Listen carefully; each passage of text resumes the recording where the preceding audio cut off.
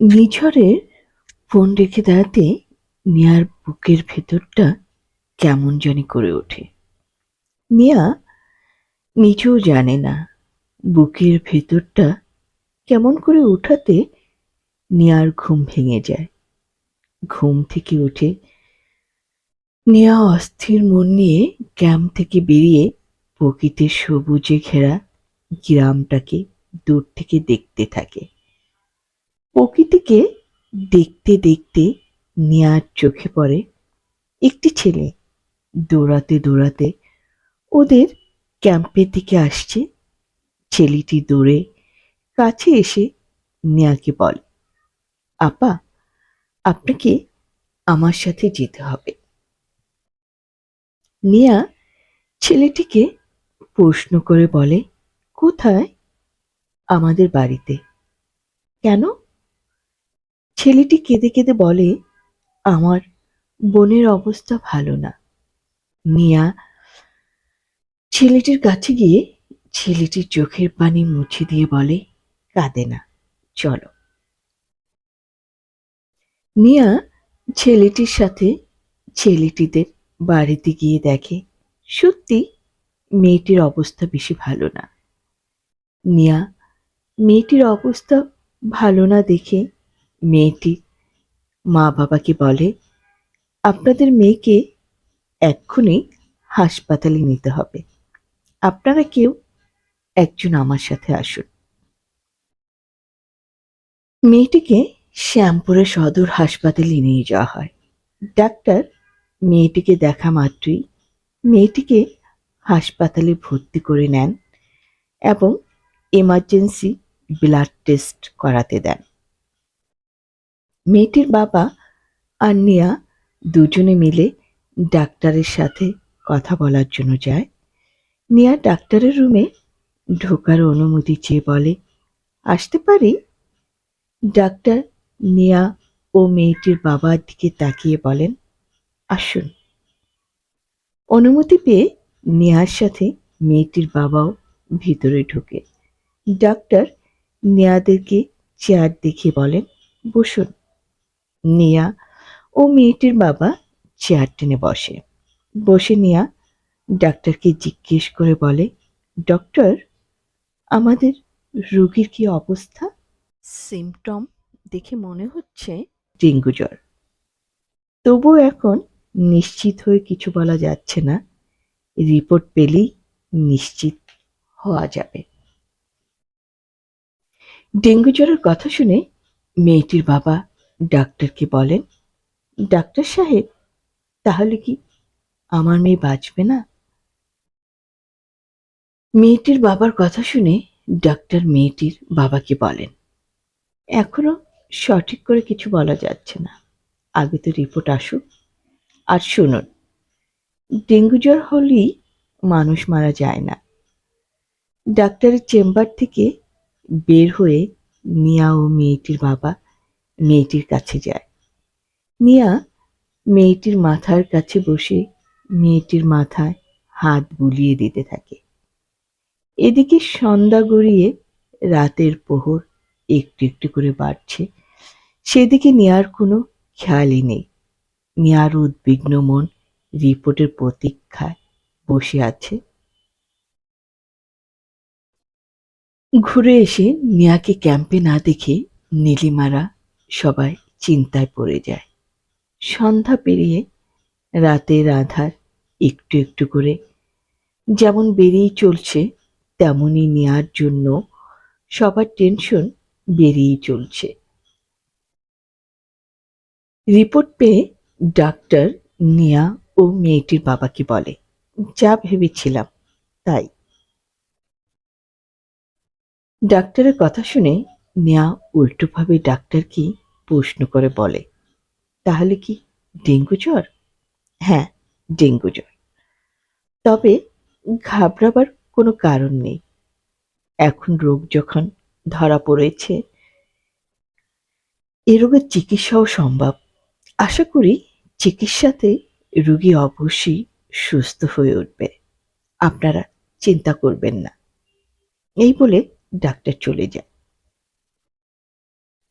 Doctor চলে যাওয়ার পর মেয়েটির বাবা নেয়াকে বলে, তুমি তো আমার মেয়ের জন্য অনেক করলে, চলো মা, এখন তোমাকে দিয়ে আসি।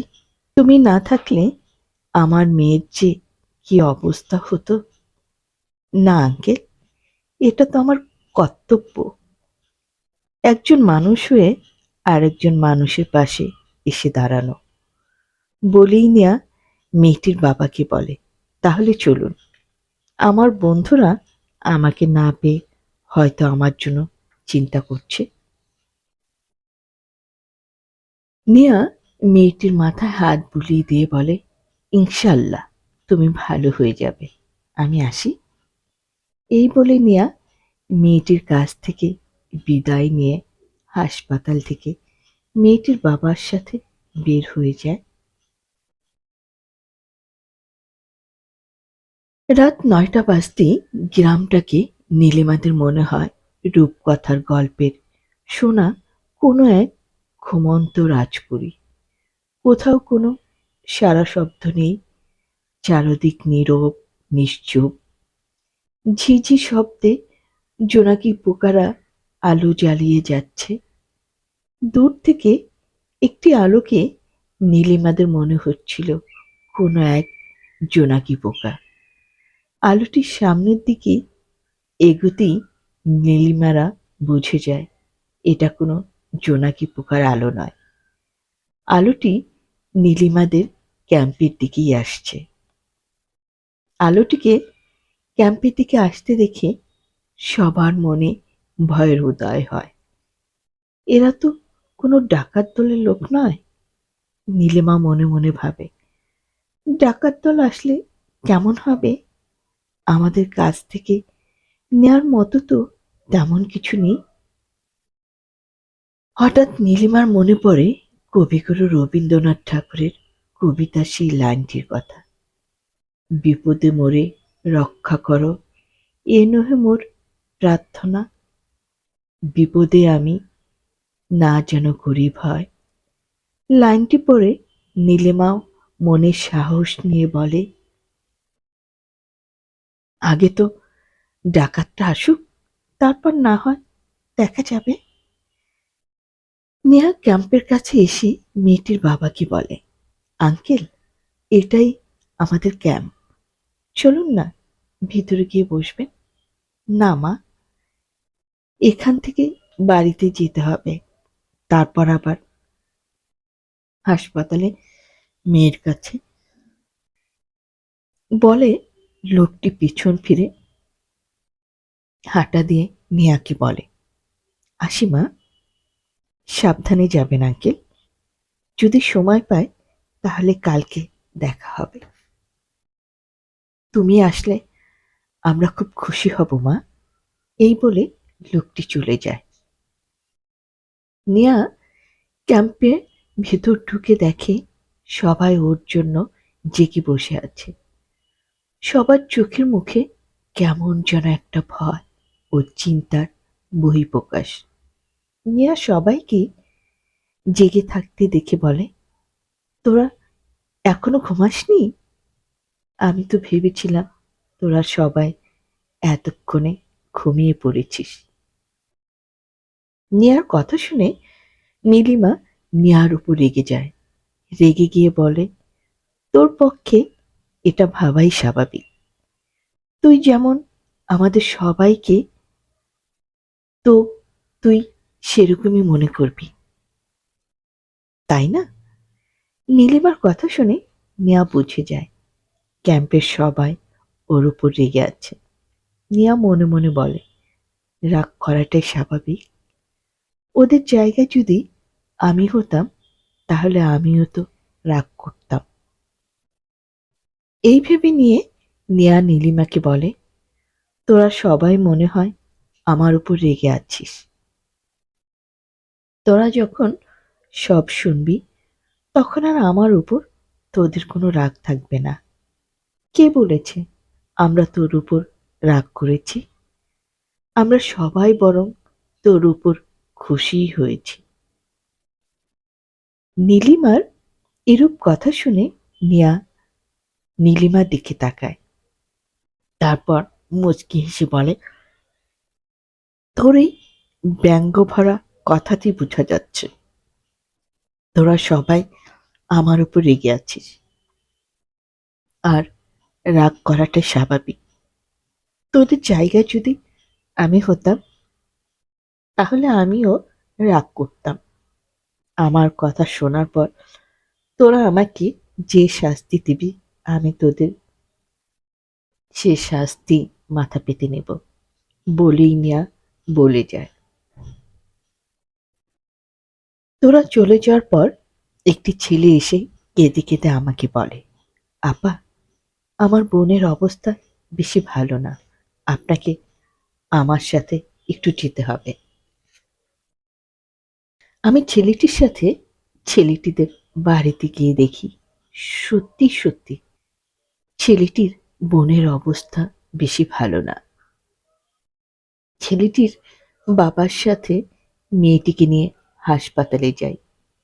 মেয়েটিকে দেখে ডাক্তার সাথে সাথে হাসপাতালে ভর্তি করে নেন এবং ইমার্জেন্সি ব্লাড টেস্ট করাতে দেয়। এরকম একটা পরিস্থিতিতে আমি মেয়েটির বাবাকে একা কি করে হাসপাতালে রেখে আসি? এখন তোরাই বল, আমি কি অন্যায় করেছি?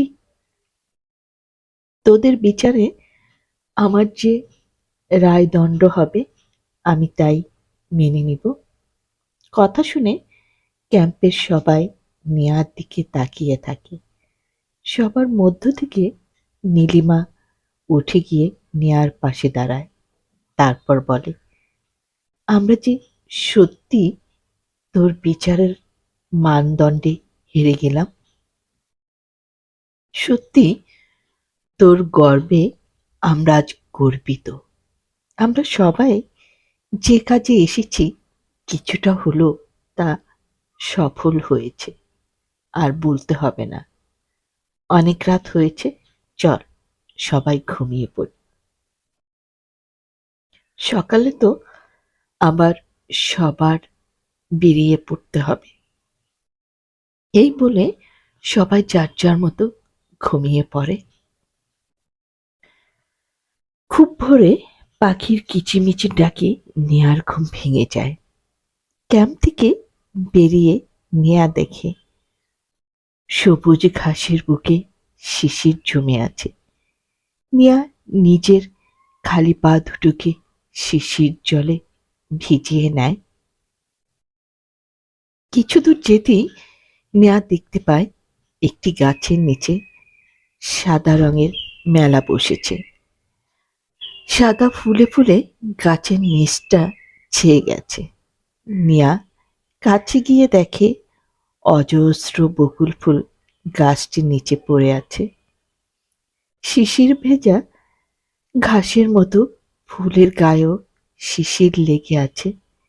নিচে বসে ফুলের গায়ে হালকা পরশে হাত বোলাতে বোলাতে নেয়া অন্যমনস্ক হয়ে পড়ে। নেয়া যেন আর নেয়াতে নেই। নেয়া যেন নিঝড়ের স্মৃতিতে হারিয়ে যায়। পিঠের উপর হাত পড়তেই নেয়া পিছনে ফিরে তাকায়। তাকিয়ে দেখে নীলিমা ওর পিছনে দাঁড়িয়ে। নীলিমা নেয়াকে বলে, কি করছিস এখানে একা একা? তেমন কিছু না, পড়ে থাকা ফুলগুলোকে দেখছিলাম। হঠাৎ দূর থেকে এই জায়গাটাকে দেখে মনে হচ্ছিল কে যেন সাদা চাদর নিচে বিছিয়ে রেখেছে। আমারও তাই মনে হচ্ছিল। সবাই কি ঘুম থেকে উঠে পড়েছে? হ্যাঁ, তাহলে চল। নীলিমা ও নিয়া দুজনে মিলে ক্যাম্পে ফিরে আসে।